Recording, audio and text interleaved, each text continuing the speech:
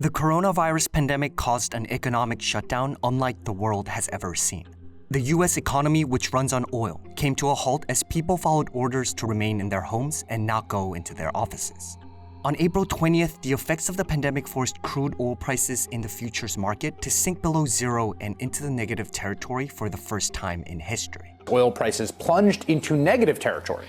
The price settled at, get this, negative $37 per barrel, which is down 305%, meaning people would pay you today to take their oil off their hands. When West Texas Intermediate crude futures fell into negative territory, it really shocked the global economy. This was an event that was unprecedented. And before it happened, people didn't think it was possible. It doesn't really make sense when you try to wrap your head around it. How could you pay somebody to take oil off your hands? It's no secret that the US economy still runs primarily on oil. It's been America's largest source of energy since surpassing coal in 1950, with an average of 20 million barrels consumed per day. It's also an industry that, along with natural gas, supports more than 10 million jobs nationwide and contributes to 7.6% of the GDP. America does rely on oil in many ways. It's about 90% of the energy that we use in transportation, and it's more than a third of the overall energy that we use. In fact, it's probably going to stay that way for a lot longer. The Energy Information Agency administration predicts that going out to 2050, it's still going to be over a third of the energy that we're going to use. So how was it possible for oil to reach a negative value? And what does it mean for the American economy? To understand what happened, it's important to know how a futures contract functions. So the futures market is a way to bet on the future price of a certain commodity. So that can be oil, corn, wheat. Those are all examples of commodities. And the way that a futures contract works is it's tied to a delivery date in the future. So you are locking into a contract, both a buyer and a seller, and you are agreeing to delivery of that commodity on a certain date and at a certain price. So the way the oil market works is it's divided between the physical market, which is the oil itself, as well as the financial market. The financial market is made up of various futures contracts that are tied to specific grades of crude, as well as specific delivery dates. Different types of oil from all across the world are traded by barrels in their individual marketplaces. But two futures contracts serve as the major benchmark for oil pricing. Brent crude trades oil from the North Sea in northern Europe, setting the standard for international oil prices, while the West Texas Intermediate, or WTI, trades a specific grade of oil traded in Cushing, Oklahoma, that serves as a domestic benchmark for oil prices. A refinery might have a contract with a producer and say, we will pay you the Brent price, or we'll pay you the Brent price minus the transportation costs, or that it's all subject to negotiation. And those two are well known. It's a shorthand, if you will. And a lot of times other crudes are priced off of those crudes because they're well known. The quality is high, and it has a long track record. Similar to most traded commodities, oil prices rely heavily on how much of it is available on the market. In other words, supply and demand. Oil, like just about anything else in the world, is determined. The prices are determined by a willing buyer and a willing seller. And so that means that as demand goes up, more people are buying it. The price will typically go up if supply stays the same. And vice versa, if supply suddenly increases, then typically the price will go down if demand stays the same. The demand is determined by how much oil is needed at any given moment. Due to its crucial role in the economy, high demand has often been associated with a healthy economic growth. Historically, oil demand has moved with the economy of a country. It's been very tightly tied because almost all transportation comes from burning oil, and a lot of other industrial processes use oil. So when the economy is humming along strongly, the demand goes up.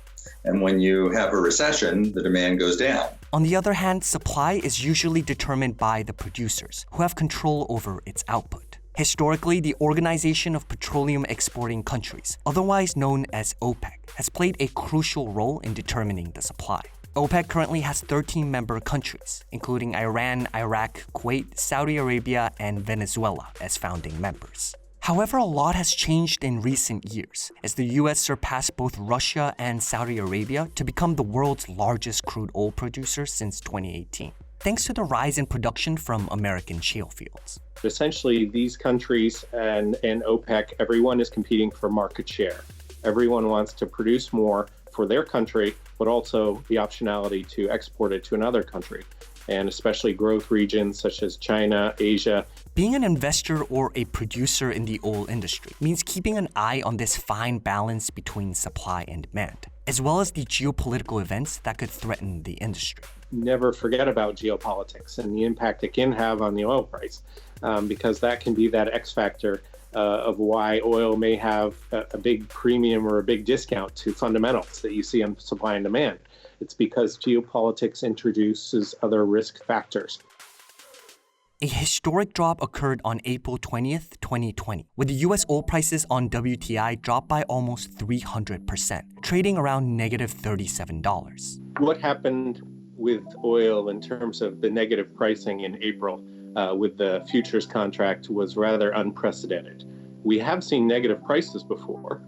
For example, last year we were talking about negative natural gas prices in Waha in April 2019. But that's more due to processing or field issues, not what has happened specifically this time with the COVID-19 and the price war. Oil prices had been under pressure since January as China battled the spread of COVID-19. When the pandemic finally reached the rest of the world, demand took a devastating hit. People started talking about the demand going down 2 or 3% instead of growing by 1 or 2%. As had previously been expected. But then by the time it got to the United States and all over Western Europe, the forecasts were very different. And at the trough, we probably saw demand in April bottom out down 30%. So we've never seen anything like this, certainly in the last 40 years, since world oil markets have developed.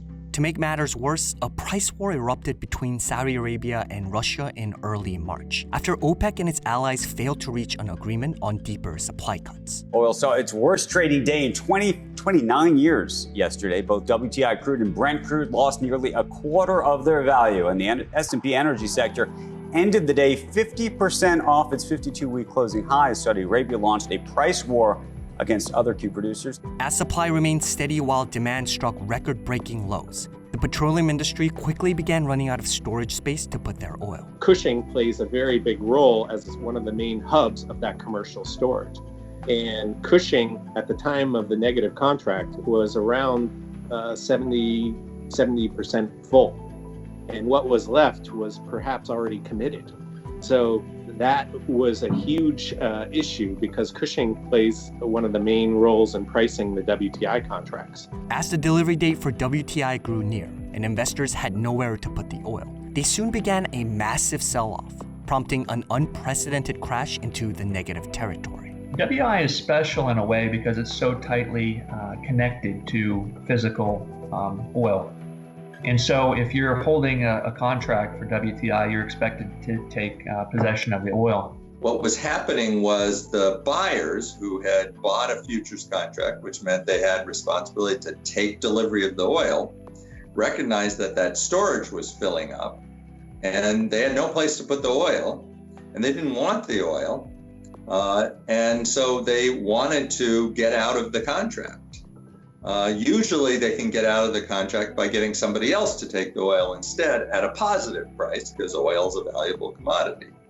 But there was nobody who wanted to take that oil, particularly because it was located in an area that was producing way more oil than they needed, and the pipelines to move oil out of that area were completely full. The historic drop quickly sent shockwaves through the U.S. financial market.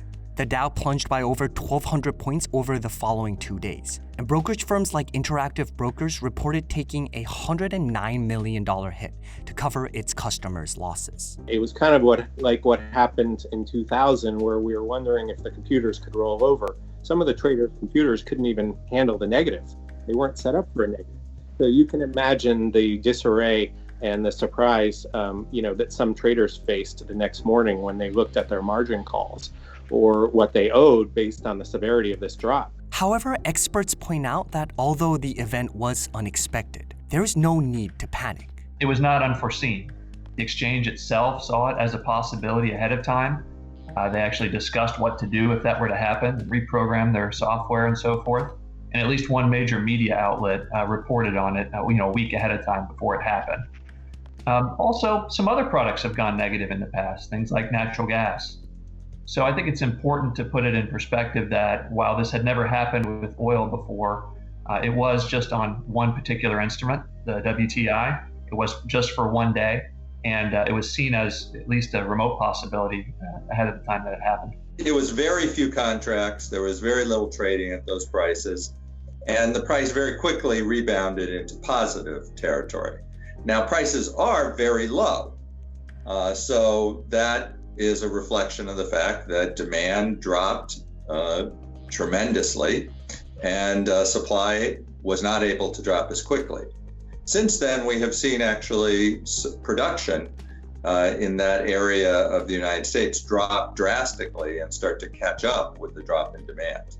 The price of oil has steadily recovered since the event, jumping by nearly 90% in May and registering the best month on record for West Texas Intermediate. However, the petroleum industry is still reeling from the effects of the pandemic. Major companies like Chevron, Exxon, and ConocoPhillips have all announced deep production cuts. And Whiting Petroleum, once a large player in the oil industry, became the first major company to declare bankruptcy in April. The impact will likely be more severe for the US shale industry, that is often in heavy debt due to its high production costs. We might not see the price go negative. I think that was just a quirky event.